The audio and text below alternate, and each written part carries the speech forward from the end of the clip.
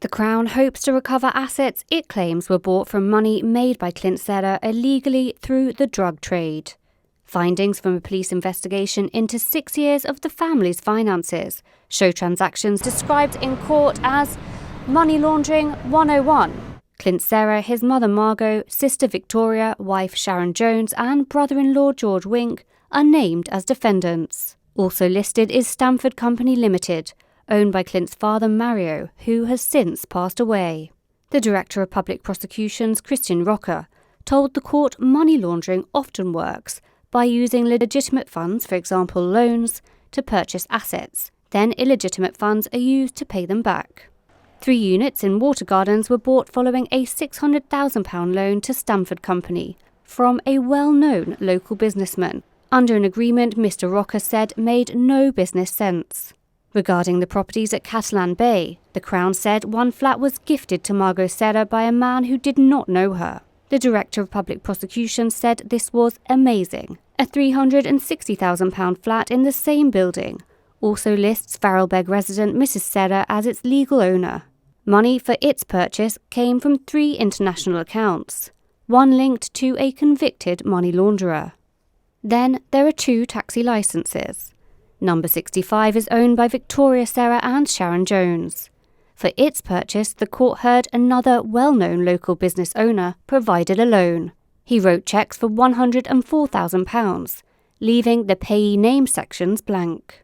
The Chief Justice, Anthony Dudley, said it always surprised him how careless businessmen were when filling out their cheques. Taxi licence number 103 is registered to George Wink.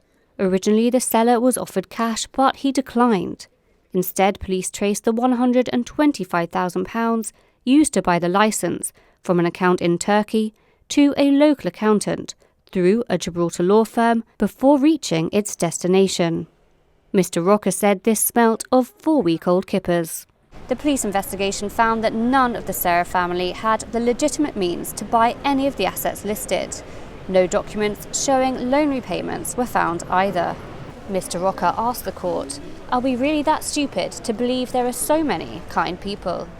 He said if there were proof of legitimate funds, why wouldn't the defendants produce them? "There are red flags everywhere," he said.